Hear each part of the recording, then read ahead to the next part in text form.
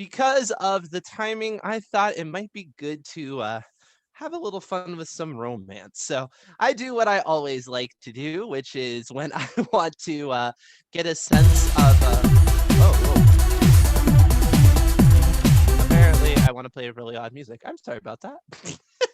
My computer has decided to amp it up.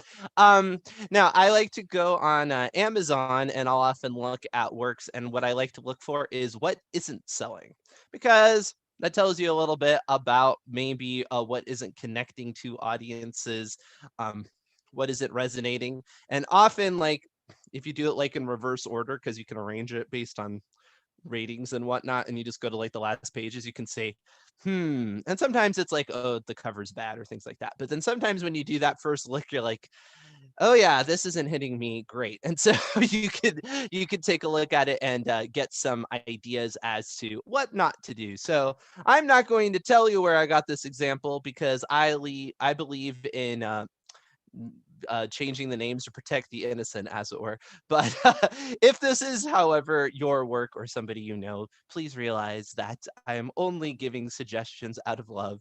I am not here to criticize. We've all been bad writers in the past. So let's take a look. And this is rather big, so I'm probably going to need to blow this up if you're going to even be able to read it on your screen. Just a second here. And we'll kind of dive in. No, it's blocks of text. First of all, that's the first thing that I noticed when I looked at this example, is just how it is a ton of text, long paragraphs. As opening paragraphs, not the best. So let's look at these first lines. There had to be something she could do, but what? Rachel Green looked at her surroundings and sighed. She jumped at the chance to live out on her own, and now, well, she was in over her head. She had always been the one who wanted out of the family, out of the drama, out of everything, and now she was stuck in a tiny apartment in the worst neighborhood in DC with no hope of changing it. She put her head in her hands and sighed.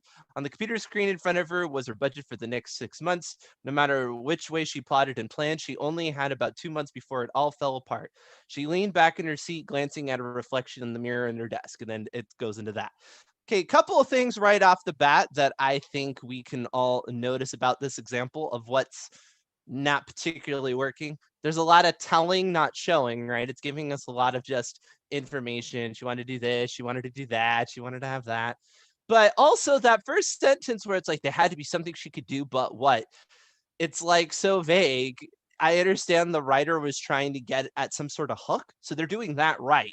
But honestly, what they would have been better off doing would have been starting all the way down at the she looked at her computer screen, and no matter which way she plotted and planned, she only had about 2 months before her budget fell apart. Like, just jump all the way down to that, because that would have, and we can learn all this other stuff.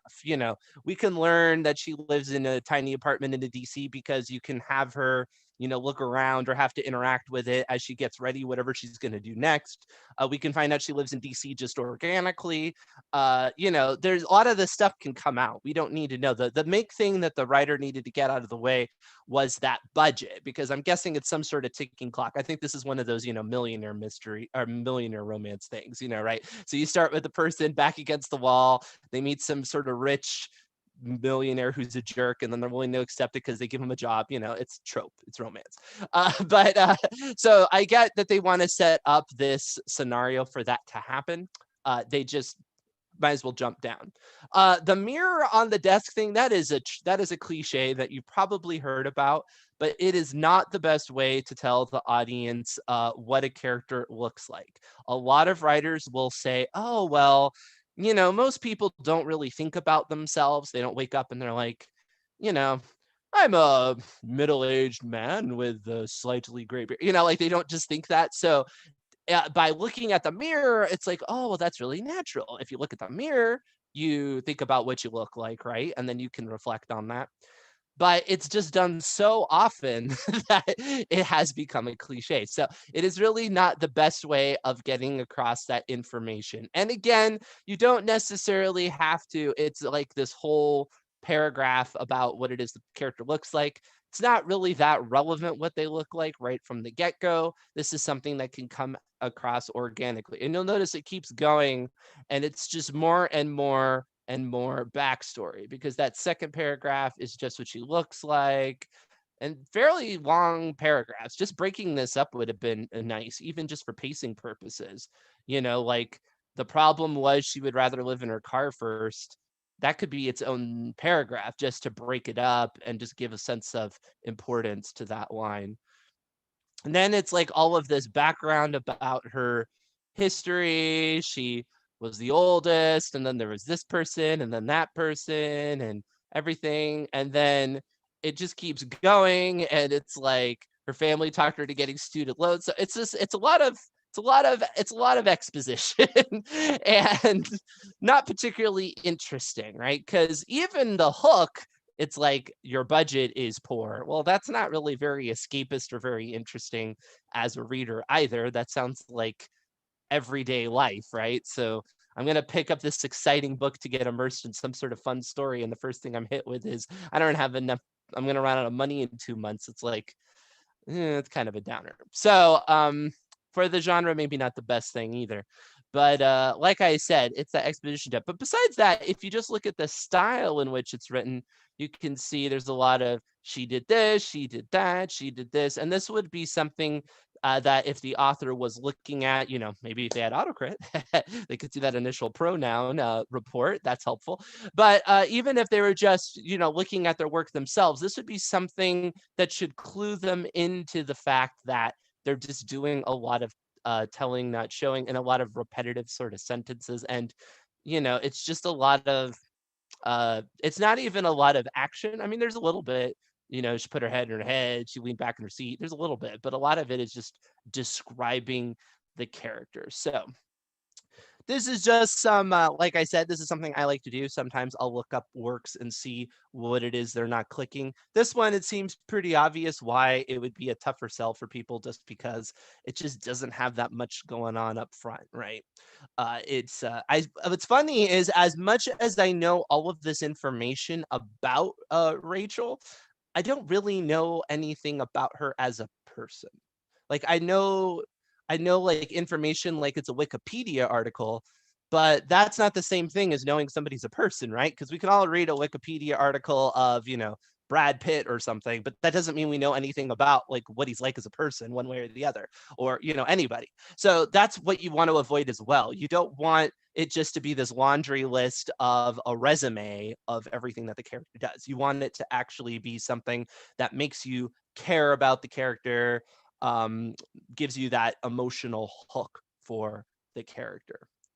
So that's my little introduction. Did anybody come with any questions for me? I wonder.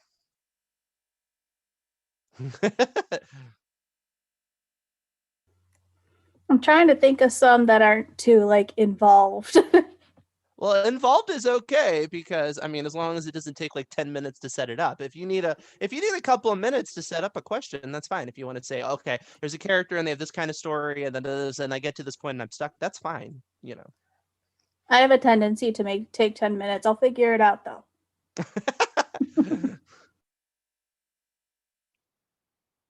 What about Emma or April, or I know we have some others watching. If you're watching on YouTube, it looks like that the comments are not working. So if you go to autocrit.com/live, you can join our Zoom call, and then you can ask me questions on Zoom, because we have 4 people watching on there, but the comment section is not working right now. So I want the landscape to be a character. Is describing it going to be a problem? Okay, I'm very interested in that, April. When you say you want it to be a character, is it that you want it to have this vividness that it really makes the audience feel like it's just as important as a character? Or do you really mean like the landscape is a sentient character? I Does that want make it to sense? feel like it is. Yeah. I don't know if you've read Tanya French's new book, The Searchers. I have Um, not. yeah, when you go through the book and you read about the landscape, or I don't know how you say it, the atmosphere of Ireland, it Right. becomes, it always suggests the mood of the main character. And you wouldn't notice that the first time you read it, but the second time you read it, you catch it. And Right. Yeah. I want it to be that in a different way than what she's doing, but I want, I like that a lot. I'd like to be able to recreate something like that, but I don't want it to be boring, you know. No, no, Sometimes, I understand that. You're worried that if you go that direction, you're going to go like maybe a little purple or, just kind of bore the audience. It's going to stop the story cold sort of thing. Is that your concern? yeah, exactly. And to be honest, I really liked her book, but there were parts that I skipped because, oh, here she is describing the mountains again. And I Hmm. already know that and I can guess it. And so I'd skip it. And I really don't want people skipping my Right. You book. don't want to do the same thing, especially because, if you don't have a rabid fan base, it's even more difficult to get away with creative choices like that. Yeah, I gotcha. Exactly. Um, I would say it's fair for you to be concerned that it would be a problem because, anytime you're stopping action, it runs the risk of exactly what you experienced. However, that doesn't mean you have to give up the idea of doing that because a lot of making the setting feel like a character is just a personification in how you describe it, right? So you use verbs and nouns and things and adjectives and phrases to describe the environment in the same kind of terms you do for humans, right? Mhm. So, if you're like,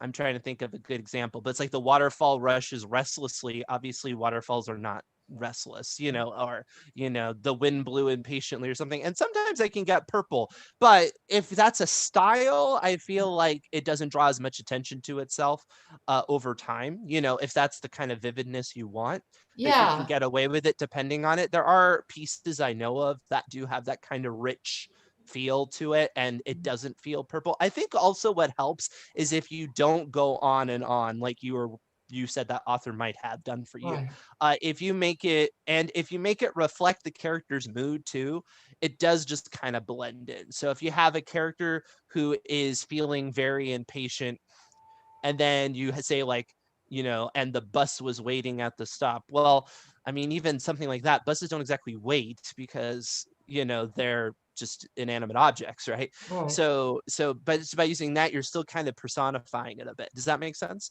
Yeah. So, Yeah.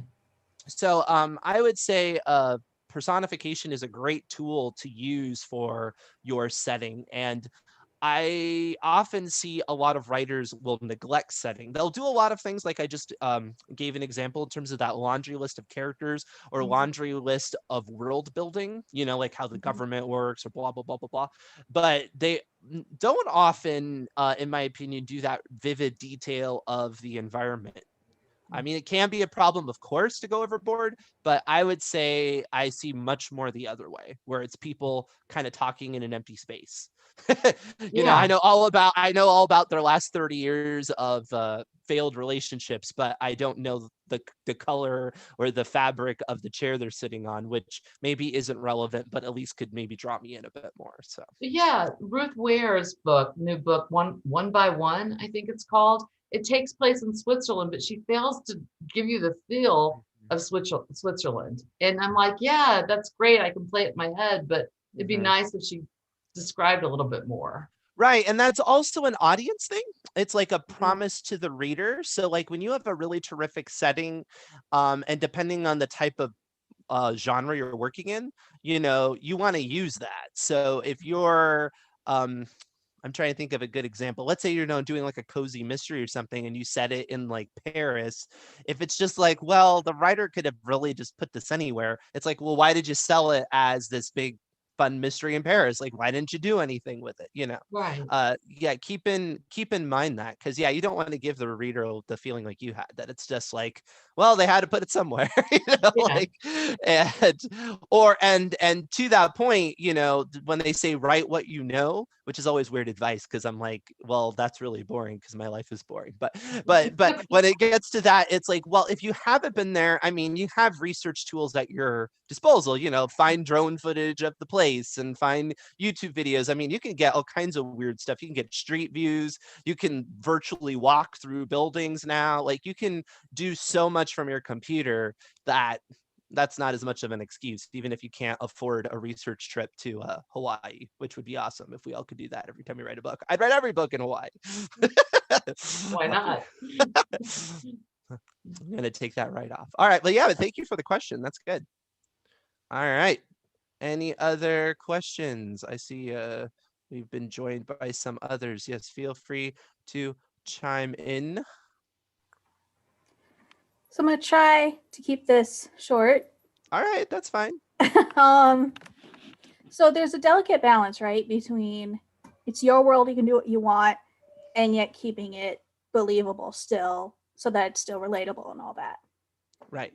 So I have the demon realm and the human realm. Okay. Demons are more like human-like and do like human things and stuff. And I forgot my question. Oh, is it believable still, even though it's my world, I can do what I want, for like the half demon, half brother of the king to like have a relationship with the king? Like, there's this whole conspiracy thing, and it's just medieval and stuff. It's weird. Never mind. When you say a relationship, are you talking about like a relationship between different what kind of different background is there? Are you talking about like different species, different background, like different like they're still kind of humans, like they're humans so that they can come together and stuff, but No, I got you. I mean, I would say when it comes to anything like that, like romantic relationships or whatever, I mean, I've seen people get away with a lot of different types. I mean, look at like the movie Avatar, and and I mean, granted, they are avatars, but like I would say where it tends to be more difficult for the audience is, just how much less human the other character is. But if they're fairly human, I mean, alien human relationships, like there's been all kinds of, different sort of things. So I don't think it's a believability issue. okay, thanks.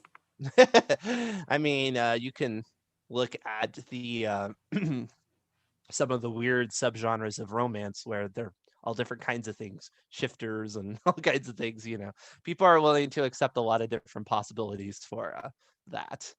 And I think that would be something that I think. Are you kind of like in the urban fantasy sort of realm? Is that what you would consider it? No, medievalish. Oh, okay. So it's medieval. But I mean, in terms of your audience, are you writing it for like the kind of people that would, I don't know, for lack of better words, like the like Buffy the Vampire Slayer type, or the Brandon Sanderson type, or like like That's the problem. I really just people like me, just people who would be interested in it. I don't know my audience. That's my biggest problem. Yeah. Well, you can't, is there not another work that you really think of it as similar to? It really kind of exists as a cross genre that you can't really pin on. That's not like the end all be all terrible thing or something if it is, but I'm just not really. No, it's kind of its own thing. Okay. Yeah. So whenever whenever you're blazing a trail, it's understandable to be a little bit nervous about what that audience is, except because you don't know who that audience even is, right? But I would say write what, if you start out writing what you would want to read yourself, and then when you get beta readers and stuff like that, you can see if there are just elements of the story that take them out, and just be prepared for that. Because it could be your audience will love it up to a point, and then you're like, okay, I have to give that up because the audience I'm attracting just isn't buying this element, Okay. if that makes sense. Especially for fantasy, because fantasy, there's like, it's all about what you can accept, because believability is in the eye of the beholder when it comes to fantasy, for sure. Sure. All right. Anybody else with any questions for me this evening? And I know I still have a few on YouTube. Like I said, I know my comments aren't working there, but if you go to autocrit.com/live and follow the links, you can join us on the Zoom meeting. And I had some others join us, so. I've already asked one question, but I have another one if nobody else has one. Go ahead, April. Go ahead. Okay. I've never done this before. I've always written with one point of view character.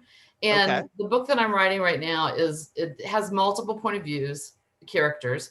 Right. And do you have any just general advice to doing that? I know separate them into chapters is what I hear. So you keep one point of view. It's third person, one point of view. So, multiple point of views. So anything else I should look out for? Yeah. Think of it from the standpoint of whenever you're switching, you're really having to re-earn the reader's trust a little bit, because they weren't in that character's head. Now, when you switch, it also matters. Are you switching? Do you have how many people are you ultimately switching between? 2 or more than that? No, there's like 4. Okay. And I don't know, is that too much? I mean, that's in the eye of the beholder. I mean, how many point of views does Game of Thrones have? Right. So, what's your genre? It's a thriller. It's a thriller. Okay, yeah, there are thrillers that do that. And I'm trying to think of the name of the author, the Sum of All Thrills author. Like, he'll throw in point of view characters where you have like no idea what they have to do to the story, and then they kind of come in at the end and it's like, oh, that's what they were setting up this whole time. So there are authors that will kind of throw you for a loop, and people can accept that within the genre, because then it's almost like a puzzle, right? It's like, well, they're bringing up this random person that sells bonsai trees for some reason. Like, what do they have to do with it? And then they can come in. So you can make that interesting. I will say what tends to be the easier way of switching point of views is that it's a character that's been pre-established. Like the first character had met them. And so when you jump into them, you already have some familiarity. And then also it's obvious why you're jumping into them, because you can quickly tell they're the character that's in the most pain in that moment, or they are experiencing something that the other character just isn't seeing. And the only way to get you to have firsthand experience is then the audience can kind of understand. Okay. Because every time you switch, you're kind of like, it's not like you're asking the audience to open up a new book, but it's like speed dating or something. You're having a great conversation with somebody, and it's like ding, and then it's like, well, I have to make a whole new connection with this person, and so if you've previously warmed them up to the character before, that helps. Otherwise, it's jarring. But if it is jarring, then use that to your advantage, right? And make it seem and think about it as almost if you're starting a new book. And be like, okay, I'm gonna have to come guns a-blazing with something interesting to make this character interesting, because I just pulled the rug out from underneath them and I want to keep them going. I don't want them to feel like, I'm losing them because I have this new person that isn't very interesting. You know what I mean? So, but I mean, it's done well often. So, What was the book name that you mentioned? The Sum of All Thrills, I thought, did it. I'm not I don't have a huge breadth of knowledge of thriller off the top of my head to give you like names. Sorry. I'll check it out, see if that relates. I can look that up. Lady says that she has a story with 6 or 7 POVs. Yeah, I mean, I've certainly seen it where you have a lot. But each point of view character does not have to have an arc like the protagonist would, right? I mean, I wouldn't have to do that for each one. I don't think it's the end all be all if that's the case. Okay. Yeah, that is not the right title. I'm trying to figure out what is the name of that title. I'm coming up with out of the top of my head. I'm sorry. I will look it up and I will get it to you. I promise. But yes, in terms of character arc, your secondary characters, you know, you expect them to change because obviously, especially in a thriller, right? They're going to Right. be going through something interesting. So they're going to change, but not like a huge character arc, like, you know, whatever they start they begin greedy and they end up not greedy or something like that. You know, it doesn't have to be nearly as dramatic as something like that.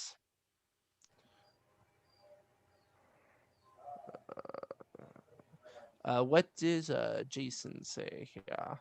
I'm doing the same thing. From what you just said, I will treat the new characters if I'm starting a new book with a killer for et cetera, et cetera. Yeah, it really does make a difference. And like I said, it's not unheard of to I think I got it. Hold on. I'm sorry. I'm multitasking right now.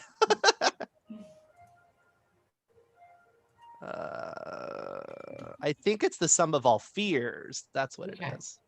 Yeah, I know it's a Tom Clancy thing that he will sometimes throw in a point of view character that's a little bit peculiar that you don't quite know why, and then there's a payoff. Okay. So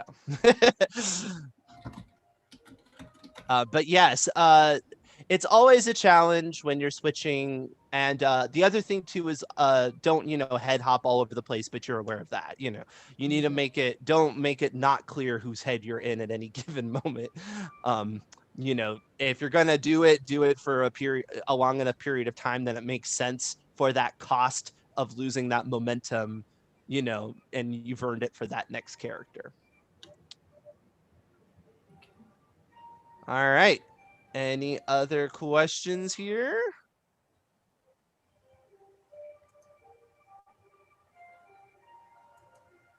Hearing some interesting music there in the back.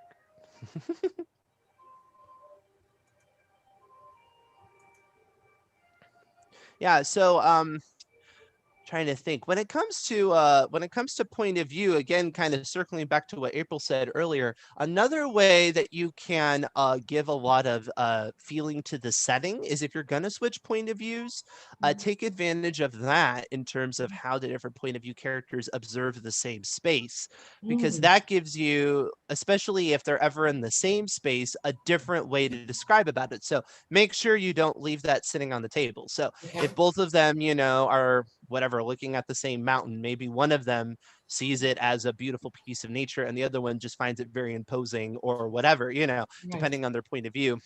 And it can give you a sense of richness into the environment as well, that way. I always feel like it's unfair to the reader to stick to one character point of view. As a reader, you have the privilege to additional information than the one character does, in my opinion. I'm a little unfair to do. Oh, I see what you're saying. You're saying that if you limit them to one person, then you're really limiting the information that they have. Is that what you're saying? Yeah, correct. And that is effective for certain plots. Because some plots would be broken if that wasn't the case, you know, like if you're writing like The Sixth Sense as a novel, well, that would kind of spoil the twist, like in the whenever you switched point of views, you know. However, that story could have worked, you know, maybe without knowing the twist at the end. You spend the whole time wondering when the other character is going to figure out the twist. So, you know, you gain some and you win some and you lose some. But yes, the nice thing about switching the two biggest reasons why you'd want to switch point of views, to what Lady is saying, is giving additional information, especially firsthand information that the other character doesn't have. So you can really put them in that scene. It allows you to show a lot more. You know, you don't have to have anybody tell them what happened. You know, you won't believe what happened in my office. It's like, well, you were there, you know, or, you know, or they'll watch a news report about a robbery. It's like, no, they're actually there. You know, you put the audience in that perspective. And then the other thing that it allows you to do is to give the audience additional information that the main character doesn't have, which can, especially for a thriller, be very fun, because if you're willing to jump head to somebody else, well, if there's an antagonist or a villain, you know, well, I'm sure there is an antagonist for the protagonist to worry about, you can maybe get more of a sense of what they're up to, so you can see that escalation, and maybe you have a little bit of irony where you have a lot more information about, they're about to walk into something really bad, and, so that could be fun, when you play around with that, especially in the thriller genre. It reminds me in terms of television shows like the show 24, which did that incredibly effectively, where it would just constantly jump to different POVs. So that was basically the whole show. It took place in real time, and then you were always jumping to whatever point of view was in the most pain at that given moment. It's always fun to do in a writer. It's just be like, all right, this person's not having very much excitement. Let's go to the person who is dying. All right, let's go to the person who's getting robbed. All right, let's go to the person. Especially in a thriller genre, because there's an audience expectation that, things are going to stay kind of exciting, So ever so often you need to throw in something interesting. And if the same thing is happening to the same person, it starts to get a little comical. Although it's in book, I've definitely read books like that. I'm like, wow, this person's had a rotten day. I'm like, I'm surprised they haven't had to take a nap yet.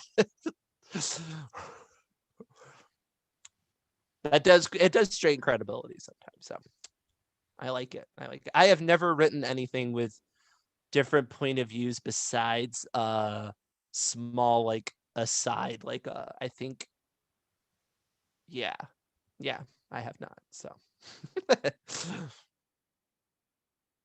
But I like I did the stories that I did were kind of a mystery sort of format, to where I felt like switching, I wouldn't have gained anything, and I would have potentially blown the mystery. So it wasn't to my advantage. All right. Are there any other questions before we wrap up the book doctor for this evening? I'm happy to take a few more questions if there are any.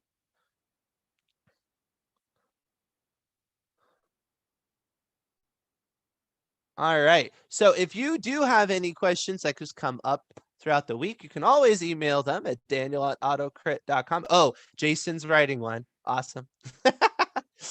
And you can always submit them that way as well, and I will answer them on the show. So I do see Jason writing one. Any advice on trailblazing a new, not quite genre? Are you doing something that's kind of like a mashup? Is that what it is? Like, obviously it's similar to something, right? So is it because you feel like it's a kind of a specialized, version of it? Yeah. Am I coming through? Yes. Yeah, I'm dealing with a new audience. I'm dealing with men and the kind of the men's rights movement audience. Uh-huh. And they typically are focused on nonfiction, but I'm writing thrillers, and the story is unwinding while you've got the thriller plot going along. So that's the genre. That's why it's not quite new.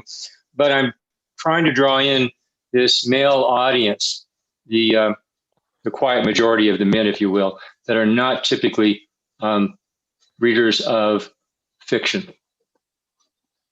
I gotcha. That's kind of like a marketing thing, right? So do you have a platform with that audience normally? Is that what you're saying? And you're trying to transition them to novels, or are they just the audience that you're aware of? They're an audience that I'm aware of. I do not have a platform. Yeah. I would say, I mean, that's like a marketing question. When it comes to marketing your material, I mean, you look for the outlets that group tends to hang out at, Of course. and interacting with any signal boosters you can, friends, Sure, of course. coffee, things like that. In terms of how do you make sure that your writing's going to resonate? I mean, the obvious answer is, of course, asking for volunteer readers, especially anybody who can be a signal booster, to see if they'd be willing to do it. And then beyond that, I mean, if you know the audience, you know the audience. So just have the confidence that if you have a sense of what it is that they like, it just because they're not necessarily interested in that product, I would say you might as well go for it. I mean, the nice thing about nowadays with self-publishing and whatnot is that you really can just put yourself out there and see what happens. And it's not the end of the world if it doesn't work. You can tweak, you can make adjustments, you can brush it off and keep going, but you never know until you try. Because certainly the online market has created all kinds of subgenres that just didn't exist before. There didn't used to be like an entire holiday mystery category, the Christmas mystery category, because people wouldn't necessarily be out shopping in a brick and mortar bookstore. But now that you can just pick it up on your phone, you're just kind of in that mood and you're like, oh, okay. And it's now starting to spread to other holidays as well. So in terms of getting down to a kind of a smaller audience that's specialized, that can sometimes be a really great way of making a splash versus something that is generic, right? Because if you're speaking to this audience that feels like their needs are not being met by like mainstream publications or whatever, then if you hit that market, then you'll be good with that market. You know what I mean? So I definitely I would encourage people to try that sort of thing, because I've seen people been successful at it for sure. I liked your idea, Daniel, about signal boosters, and it kind of made me think about reaching out to other affinity groups that may contain the readers that Jason is going for. Offer them some free copies, offer free advanced copies. If you want to do ARCs with them, that's great if they'll give you a review. But even after publishing, don't be afraid to reach out and just ask people to read it and see if their groups or clubs or whatever people are doing nowadays would make sense, would be interested in giving it a read. And that kind of grassroots movement can be very effective. Thank you. Yep. All right. Sounds good. Well, I had a great time chatting with you, answering some questions. I will be back to do the Book Doctor next week. But tomorrow, if you want to have some fun, we'll be back with the Brainstormer, which is our little game show. It's a little show where we do writing prompts. We get those creative juices flowing, so we have a lot of fun, and we interact, and we come up with some zany answers to different prompts. And anybody else? Whoops, I'm going to be with myself. Hold on. Let us, there we go. I was having like an out-of-body experience. I don't know what that was. And anybody else? Stagely conference room, different possibilities. Robots building a maze. That gives me more questions, right? Because why are they building a maze? So the beginning of it is not I turned into an insect. It's I died while turning into an insect. I transformed into an insect and quickly died. Yes. Yeah. Mount St. Helens, demons trying to escape. Ooh, that got kind of dark and interesting, right? I can't believe you put applesauce on your and that now. I can't believe you put applesauce in your apple fritter. Wow, this is not fair. Like, you are not supposed to know.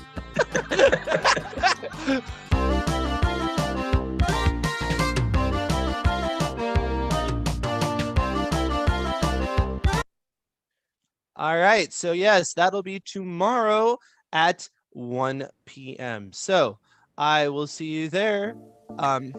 Otherwise, thank you so much for joining us. Did you have something, Beth? Daniel, are we also on for Writer Aerobics in the morning? Oh, yes, we are. We have Writer Aerobics in the morning at 9 a.m. as well. And that one is a nice little kickoff to the day if you just want some motivation to get writing in the morning. Ladies doing her little... So we do just some quick little writing exercises, a couple of prompts, and then just some writing time. And it's just a way for you to get yourself motivated because, as writers, sometimes you just don't want to get started. But if you have my nice bubbly face, perhaps it'll help motivate you to get going. And then, like I said, we have the Brainstormer at 1 o'clock. So join us at autocrit.com/live, and I will see you there. Okay. Goodbye, everybody. Thanks for joining me. Have a great night.